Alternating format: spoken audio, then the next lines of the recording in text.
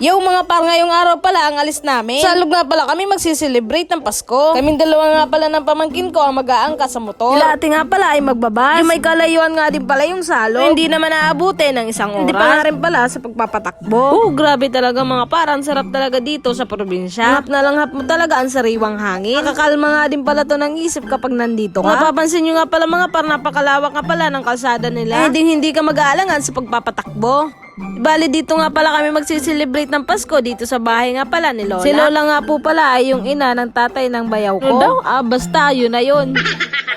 Pakalawak nga pala ng bahay nila Lola. Ito nga lang din pala yung dating namin. Dumating na nga rin pala dito yung lechon. Ang dami-dami nga rin palang handa nila mga par. Siya nga pala mga par, dito nga pala lahat ng anak ni Lola at mga apo. Ito na nga rin pala yung nakasanayan nila taon-taon. Mga kamag-anakan nga din pala ng bayaw ko ay andito. Nakakatuwa nga din silang pagmasdan mga par, gawa nga ng kumpleto din sila dito. Mapapasana all ka na lang talaga sa sarap ng samahan nila mga par. Mansaya nga din pala namin nila magawa nga ng welcome nga din pala kami sa kanila. Maraming salamat nga po pala sa inyo lahat. Kaya nga pala mga par, kahit hindi pa nga pala alas 12 ay pwede na nga rin pala kayo ditong kumain.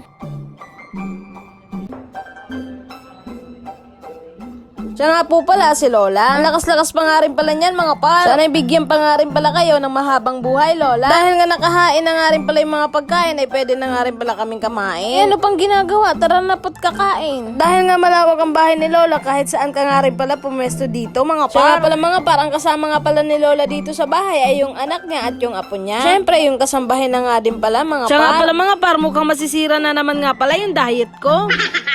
Siya nga pala mga par, hindi pa nga rin pala nadating sila mama. Mga nga ng bus nga pala yung sinakyan nila.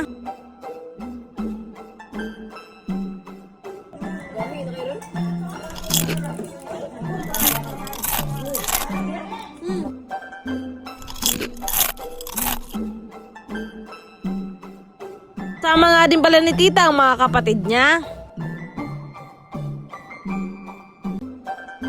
Di nga pala nagtagal ay dumating na nga rin pala sila. At syempre nagsandok na nga rin pala sila ng kakainin nila. Siya nga pala mga par, sinabi nga rin pala nila na nakikita at napapanood nga pala nila yung vlog ko. Aming thank you nga din po pala sa inyo lahat.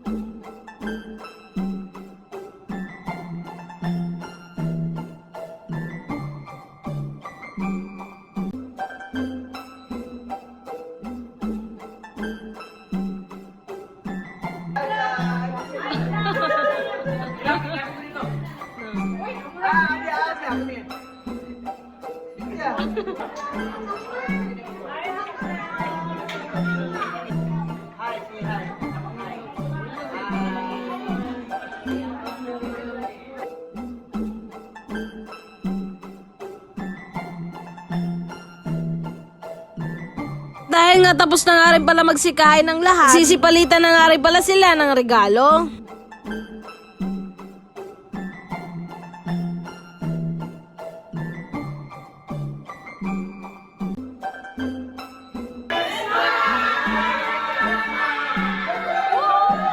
Siya nga pala mga par, sa pagpapalitan nga pala ng regalo ay dadaan nga pala dito sa pagkikwento. Talaga namang ikakatuwa ng lahat.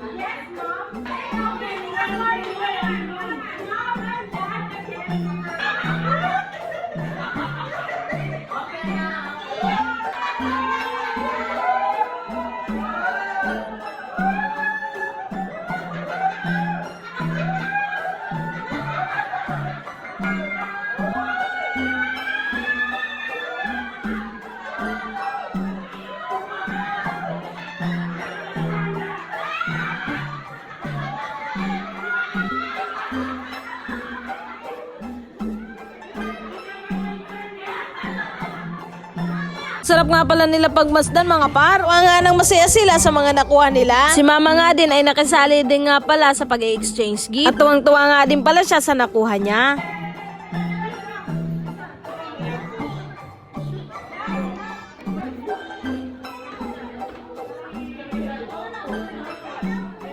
At yung mga bata nga din pala ay naging masaya. Nga ng lahat sila ay nabigyan ng mga regalo. Umali na nga rin pala yung pamangkin ko sa palaro. Bilis! Bilis, Ethan!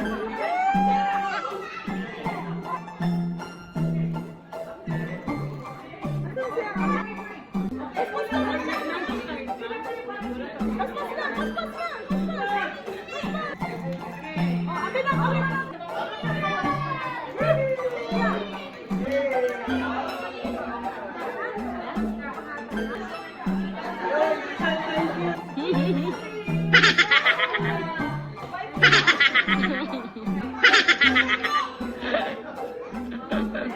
Napakaswerte nga din pala ng mga batang to, mga par. Nga nang nagkaroon sila ng mababait na lolo, lola, at tito. Ganamang napaka-family oriented nga din po pala nila. Maraming salamat sa panunod. Merry Christmas!